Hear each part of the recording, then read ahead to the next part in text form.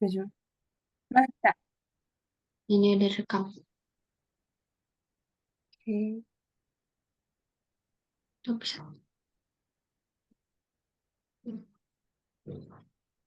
Udah ke video ya? Udah ke video ini. Ya. Baik. Assalamualaikum warahmatullahi wabarakatuh. Pada sore ini kami akan menyajikan tugas dari mata kuliah yang kami ampu, yaitu Sebenarnya Pendidikan Agama Islam. Sebelumnya perkenalkan, nama saya Rizky Febian Tarsono dengan NIM 2305117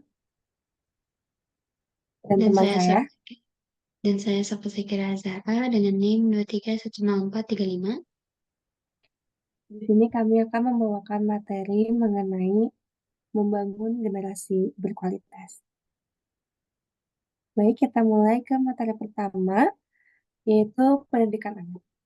Pendidikan anak sangat penting, bahkan itu menjadi sebuah kepentingan utama gitu. Harus didahulukan paling utama.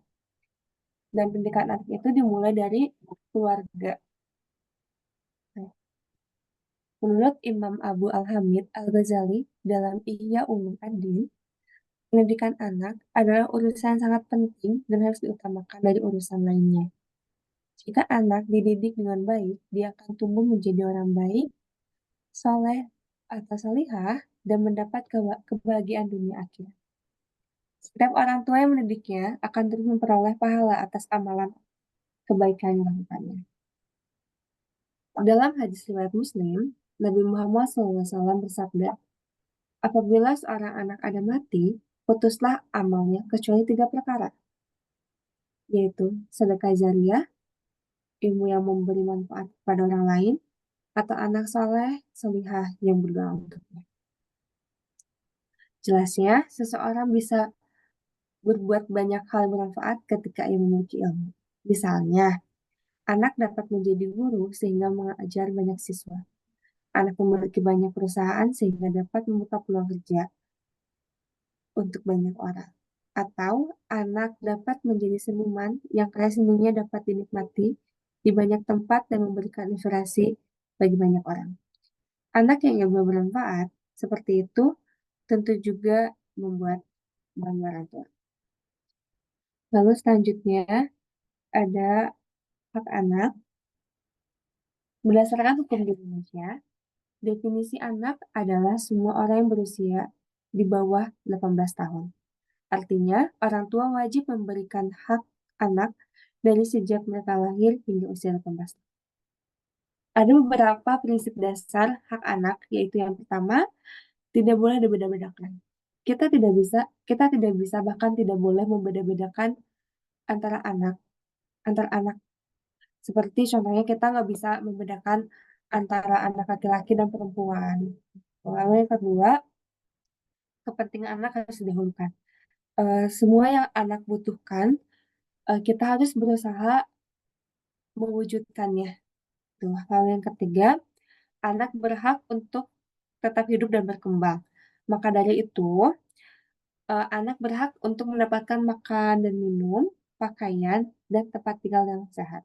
Itu adalah hak anak. Jadi pada saat nanti kita tidak boleh menuntut hal itu gitu. Lalu yang keempat, anak harus dihargai dan didengar pendapatnya. Lalu selanjutnya ada pola asuh anak. Eh, dari secara garis besar, pola asuh anak itu dibagi menjadi 4. Satu, cara, gaya, dan sikap orang tua dalam mengasuh anak. Hal ini penting karena eh, ketika orang tua bersikap kasar atau berbicara kasar kepada anak, jelas anak menjadi mencontoh orang tuanya dalam berperilaku kasar. Sedangkan jika orang tuanya berperilaku baik, berkata dalam kebaikan, berbuat kebaikan, jelas anaknya akan mencontoh orang tuanya dalam hal kebaikan. Yang kedua, cara orang tua berinteraksi dan berkomunikasi dengan anak. Orang tua jelas harus bisa berinteraksi dan berkomunikasi dengan anak secara lugas. Jadi tidak ada batasan ataupun tameng yang membuat anak merasa bahwa berbicara kepada orang tua, bercerita kepada orang tua itu suatu hal yang tabu atau menakutkan bagi mereka. Nah, yang ketiga, sikap orang tua dalam menanggapi perilaku anak. Orang tua ini tuh tidak boleh asal menyalahkan terhadap perilaku anak. Orang tua tuh harus bersikap sabar, bijak. Jadi, orang tua tuh sebelum menjas anaknya, menghakimi anaknya berbuat salah, harus tahu dulu sebenarnya kenapa anaknya berperilaku seperti itu. Pasti setiap perbuatan itu pasti ada alasannya. Yang keempat, mengajarkan kemandirian dan kedisiplinan. Hal ini sangat penting diajarkan oleh orang tua karena kemandirian dan kedisiplinan diajarkan dari anak saat umur 5 tahun ketika mereka masuk ke SD. Dengan mengajarkan kemandirian dan kedisiplinan, jelas anak menjadi pribadi yang lebih baik yang daripada yang tidak diajarkan kemandirian dan kedisiplinan oleh orang tuanya.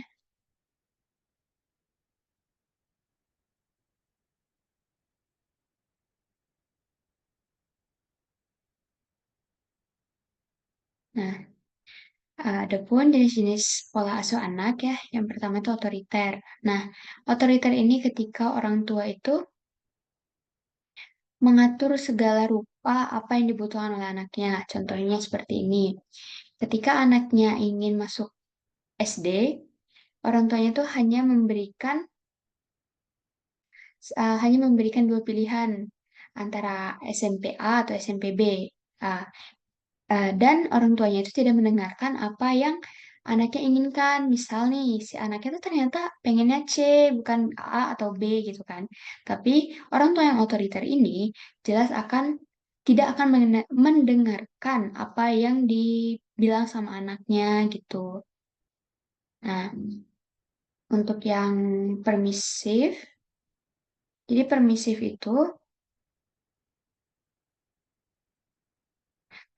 adalah Hmm, permisif adalah jenis pola asuh yang menjadikan anak mereka itu sebagai teman gitu. Tidak ada batasan antara orang tua dan anak, tapi benar-benar seperti berteman gitu. Jadi si anak ini bebas bercerita apa saja, bebas berkata apa saja apa kepada orang tuanya dan sebenarnya di sini tuh ada pro dan kontranya ya jelas di Indonesia karena di Indonesia sendiri tuh juga ada adab dan etika. Jadi, kalaupun kita menggunakan pola asuh permisif ini, banyak mungkin banyak golongan orang tua sekarang tuh yang kontra gitu. Tapi pola asuh anak ini tuh bisa direalisasikan di kehidupan mungkin di luar negeri, contohnya tuh di Amerika. Kadang di Amerika tuh ada anak yang manggil orang tuanya tuh hanya dengan nama gitu. Nggak pakai ibu atau ayah, nggak pakai mama papa gitu kan. Nah, yang terakhir ada yang demokratif. Demokratif ini jelas ya, eh, dia tuh menghargai kebebasan anaknya gitu. Mau anaknya bilang nama ke dia, mau anaknya bilang mama ke dia itu nggak masalah bagi mereka gitu. Tapi di sini juga anak itu nggak mutlak apa kebebasan anak itu nggak mutlak tetap ada batasannya berbeda dengan permisif permisif itu yang benar-benar sebebas itu gitu dan berbeda dengan otoriter otoriter itu terlalu mengekang sedangkan demokratif ini adalah implementasi dari sifat otoriter dan permisif ketika kita bisa memilih tapi juga tidak kehilangan kendali gitu oleh orang tuanya seperti itu.